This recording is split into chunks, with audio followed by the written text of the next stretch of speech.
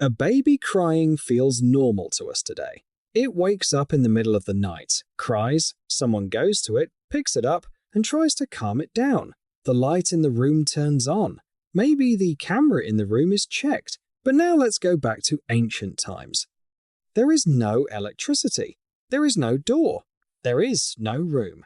There is not even a bed. Outside, there is a dark forest. The light of the fire is slowly fading.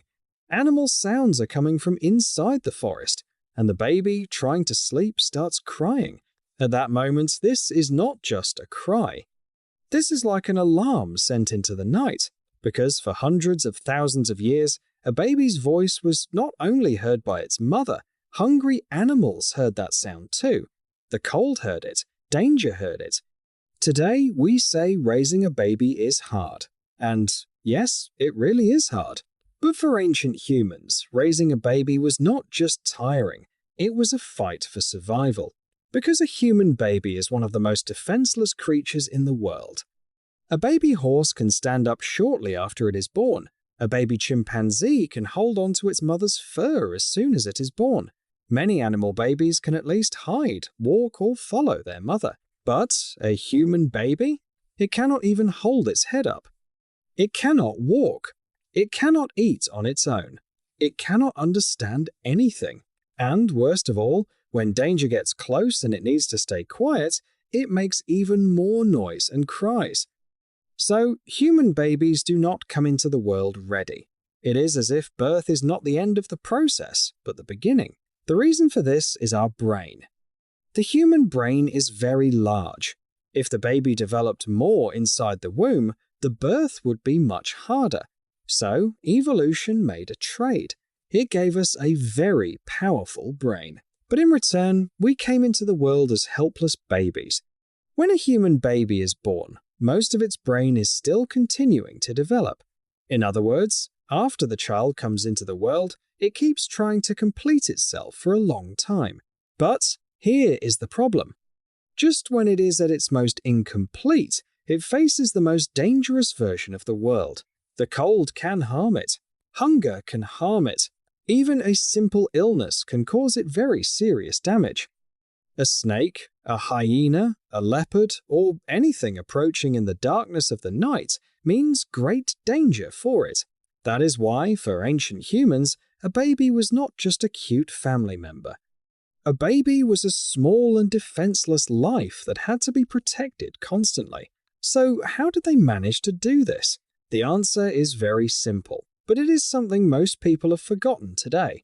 A child was not raised by one person. Never. Humans raise their children in a crowded way. There was a mother. There was a father. There was a grandmother. There were older brothers. There were other women and men in the same group. The baby was not the responsibility of one person, but of the whole group. Today, when a mother or father is alone with their baby at 3 a.m., we think this is normal. But for most of human history, this would have been a very strange situation. Because in the ancient world, a baby was almost never left alone. It was not left on the ground. It was not left far away. It was not left alone in the dark. Someone was always looking after it. And there was a very clear reason for this. A baby on the ground was an easy target. That is why mothers and other adults had to carry babies constantly. Carriers were made from animal skins, plant fibers, and simple materials similar to fabric. The baby was kept close to the body. It stayed warm. It stayed quiet. It was protected. Just like a baby chimpanzee being protected by its mother. And here is something interesting. When a baby is crying and is picked up, most of the time it calms down. Today we call this relaxing. But underneath this, there may be a very old survival reflex. Because in the wild, a crying baby pulls danger toward itself. But a baby that is picked up and becomes quiet increases its chance of survival. So today, when a baby becomes quiet after you place it against your chest, this is not just a sweet moment. This is the reflex of a very ancient time. But carrying the baby was not enough. It also had to be fed. And feeding a baby in the ancient world was not like it is today. There was no formula. There was no bottle. There was no ready-made baby puree. Even clean water was not completely guaranteed.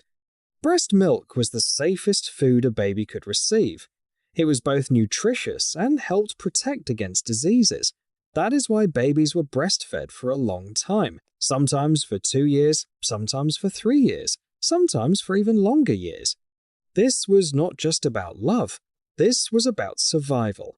Then the child would reach a point where milk alone was no longer enough. But again, there was no ready-made food. At this point, adults would first chew the food themselves. They would soften tough meat, roots, or other food in their mouths, and then give it to the baby. Today, this sounds strange, but for that time, it made sense. Because the baby had no teeth, it could not chew, it could not digest hard foods. Food softened in an adult's mouth became edible for it. So, ancient parenting was not a romantic life in nature. It was a very physical, very close, very tiring, and constant job of care. And this is where grandmothers came in. This part is important. Because a grandmother was not just an old person. A grandmother was one of the greatest forms of experience for survival. She gathered food. She looked after children. She reduced the mother's burden. While the mother focused on the newborn baby, the grandmother helped the other children survive. Sometimes, a child's survival depended not on the mother's strength, but on the food the grandmother found that day. That is why the thing we call family was not just mother, father, and child. Family was wider. A child grew up through the effort of many people. And I think this is the part modern humans have forgotten the most. Today, many parents are trying to raise children in a tiny home, alone, sleepless, and exhausted. The baby cries. The mother is tired. The father is tired. No one comes. There is no grandmother by the door. There is no aunt in the next shelter. There is no one by the fire who can hold the child for an hour. Modern humans think this is a personal failure. Why am I this tired? Why can't I handle this well? Why do I feel this lonely? But maybe the problem is not you. Maybe the problem is trying to do alone, a job that was never designed for one person to do alone.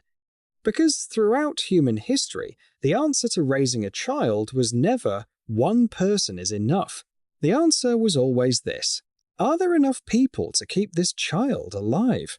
And if we are here today, the reason is not only that one mother was a hero all by herself, it was a group carrying that baby in turns. It was someone protecting the fire. It was someone finding food. It was someone calming the child down.